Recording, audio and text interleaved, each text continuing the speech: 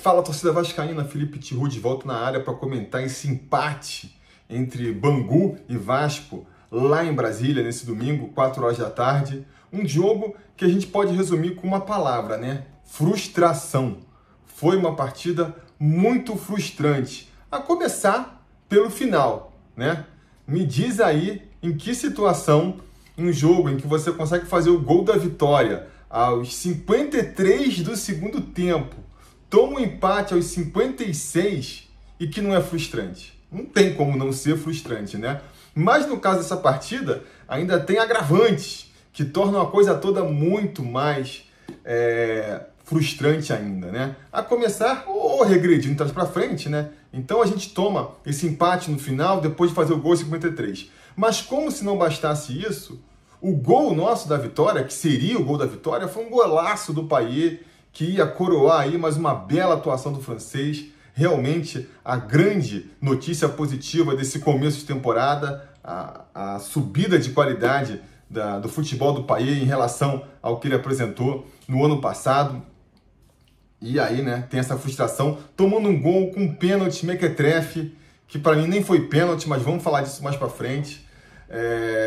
Porque o restante da partida, né, voltando ali na questão, então, começa com a expulsão do Jair, de novo, né, uma expulsão errada, vamos falar disso mais para frente. Mas aí, apesar disso, o Vasco tem o controle da partida, consegue, se não consegue criar com tanta chance lá na frente, pelo menos no primeiro tempo, consegue não ser ameaçado pelo Bangu. Então tem ali, a questão estava sendo mesmo fazer o gol. Consegue fazer esse gol no comecinho do segundo tempo, depois vai botar uma bola na trave, e aí, com a partida controlada, o Léo Jardim, que foi um dos destaques do Vasco no ano passado, salvou o Vasco em várias oportunidades no ano passado, falha assim, clamorosamente, um frango, né, a gente pode dizer, deixou a bola passar por debaixo ali do corpo, e aí a gente volta para a estaca zero. Então isso é frustrante também, né? Não foi nem que o Vasco fez uma partida de todo ruim, mas teve momentos ruins ali.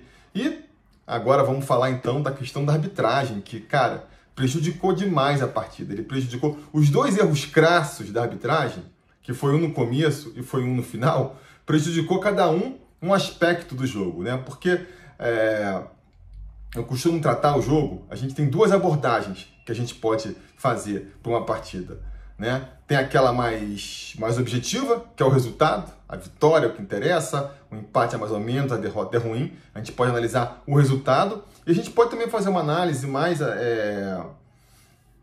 como que eu posso falar? De produtividade do time, né? Se o time jogou bem, se o time jogou mal, se o time está evoluindo, se o time mostrou uma coisa nova. Normalmente, a gente até fica mais de olho nessa parte no começo da temporada, né? Porque na expectativa de ver uma evolução do time ou um futebol que nos dê confiança. E conforme a temporada vai passando, o nosso interesse ele vai meio que trocando. A gente vai ficando. Quando chega no final da temporada, já pouco importa se jogou bem, se jogou mal. O importante é o resultado, até porque, né, ficar projetando melhora ou piora do time, quanto menos jogos faltam para terminar a temporada, menos faz sentido isso.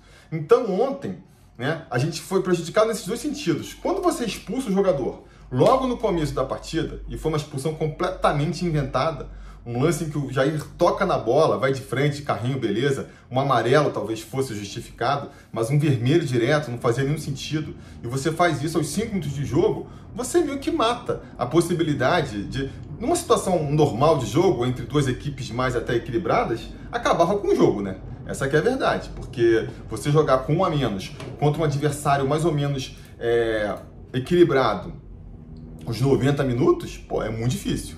Como a diferença técnica entre o Bangu e o Vasco era grande, até que não se criou uma discrepância muito grande. Mas, para quem está planejando, pensando em ver como é que o jogador se sai no esquema tático, testar esquemas táticos diferentes, matou ali, né? O máximo que você pode alegar é que, pô, fez um teste de estresse, né? De ver como é que se lida com uma arbitragem contrária, como é que lida jogando contra um adversário com um a mais. Mas não é o teste que a gente queria, né? A gente queria ver, comentamos no pré-eleição, né? testar jogadores, testar esquemas táticos, e isso tudo foi inviabilizado com a expulsão do Jair logo no começo da partida. Restava pelo menos então o quê? Conseguir os 3 pontos para conseguir manter a liderança da Taça Guanabara, e isso também o juiz tratou de tirar da gente, inventando aquele pênalti no último minuto. Até para ficar nessas discussões da partida também, esse lance do pênalti ainda suscitou umas discussões. Tem gente que acha que foi, tem gente que acha que não foi. Eu acho que é aquele pênalti de VAR, né? Você pega, analisa isoladamente, realmente é o contato, mas o futebol é um esporte de contato. E o Medel, principalmente, ele usa muito esse contato. Ele é um zagueiro pequeno, né? E se ele não for usar o corpo, não for tentar deslocar o adversário, ele não vai conseguir jogar na zaga. Ele usa muito isso. E por outro lado, se um pênalti que nem esse aí foi pênalti, então tem que marcar 3 pênaltis pro Verratti por jogo.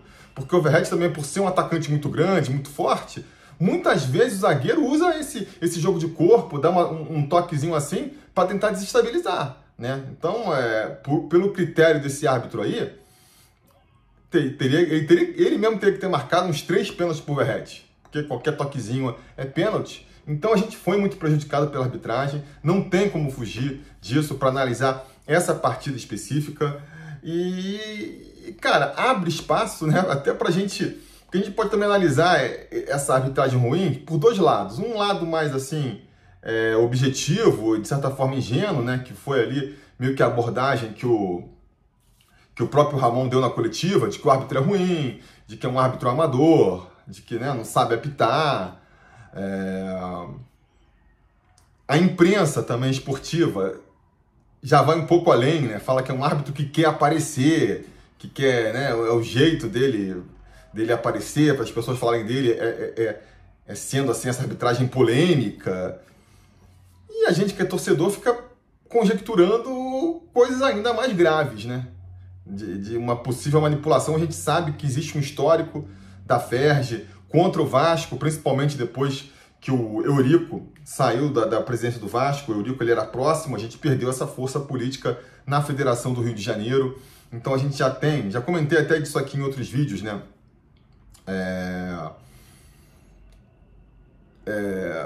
O Vasco vem se estressando com a federação e com o Estado, questão de Maracanã, questão do direito aí de transmissão das partidas. A gente viu aí nas redes sociais a galera até imaginando um esquema para poder prejudicar o Vasco. Não dá para saber também, né? Porque se quisesse prejudicar o Vasco impedindo ele de terminar a primeira fase, não faria sentido ser tão ruim, tão no começo do campeonato. Pô, ainda vai ter um monte de título. Pode ser que nem precisasse roubar o Vasco para o Vasco não ter a primeira posição, sabe? Não faria sentido um roubo tão descarado, tão no começo do campeonato. Seria uma atitude meio desesperada, que eu não sei se encaixa. Por outro lado, a gente sabendo como é o futebol, né? A gente sabe, os árbitros, na hora ali da dúvida, sempre favorecem um time mais forte. O time que está jogando em casa, o time que tem mais torcida, seja porque tem medo da repercussão no próprio estádio, seja porque tem um medo de uma repercussão na imprensa, até de uma retaliação do clube mesmo. O clube maior tem mais influência, então pode ter punição maiores. Ao contrário do que dizem certos analistas esportivos, de que os juízes erram igual para todo mundo, a gente sabe que não é assim, né? Quem pode mais chora menos, não é verdade? A gente costuma ver o Vasco sendo prejudicado contra outras equipes que têm mais essa força de bastidores, mas contra um time pequeno é estranho. Será que alguma coisa deu segurança para esse árbitro de que, cara, se ele errasse contra o Vasco, estaria tranquilo? De novo, eu não sei em que nível isso pode ter funcionado. Acredito que em algum nível tem, né? Tem lá o presidente da federação, ele é envolvido com o Bangu. Algum nível de costas quentes eu acho que essa arbitragem teve. Duvido que se fosse um jogo contra o Flamengo, ele cometeria os mesmos tipos de erro. No mínimo, hesitaria um pouco mais, sabe? Agora, qual é o nível da conspiração? Se é para evitar que o Vasco seja campeão a qualquer custo ou não, só uma má vontade, a gente não vai saber, né? Tomara que seja só uma má vontade, porque, né, mal ou bem a gente quer disputar o Campeonato Carioca, é uma chance de título, e aí se tiver que jogar ainda por cima contra a arbitragem, vai ser complicado, vai ser complicado. E para ficar ainda por cima, além de todas essas frustrações, que essas frustrações são mais ou menos momentâneas, na verdade, né? São frustrações do jogo. Esse empate contra o Bangu não vai selar nosso destino no Carioca, assim como não vai ser um jogo que a gente não pôde testar mais o elenco que vai determinar se a gente vai ou não para a Libertadores, se a gente vai ou não cair, né? Então, nesse sentido, não é para lamentar muito o resultado ou a partida. A grande frustração que fica, que pode ter mais consequências para o Vasco na temporada, é a contusão do Paulinho. Saiu com o joelho, no momento que eu estou fazendo essa gravação, ainda não saiu o resultado aí do exame, né? A gente estava até na expectativa, estou gravando aqui perto das 4 da tarde, achando que já teria essa resposta, mas até onde eu vi não tem ainda. Quando vocês estiverem assistindo esse vídeo, provavelmente a gente vai já ter uma noção de quanto tempo a gente vai ficar sem o Paulinho, mas eu acho que mesmo na melhor das hipóteses, a gente deve perder ele aí por um mês. Então é uma consequência mais grave aí, uma contusão do Paulinho, que para mim é o segundo jogador mais importante do Vasco, se a gente pensar ali em criatividade para o ataque, perdendo só para o Payet, que mais uma vez é a grande notícia, a grande e boa notícia de uma partida do Vasco nesse início de temporada, mas eu vou deixar para falar do Payet outro momento, muito provavelmente amanhã, se não acontecer nenhuma notícia de última hora, a gente volta para falar especificamente do Payet, a grande boa notícia do Vasco nessa temporada. Beleza? Então é isso, deixa o like aí, curte, compartilha esse vídeo, é importante fazer isso também para a gente chegar a mais pessoas. Espero contar com a audiência de vocês amanhã e até lá a gente vai se falando.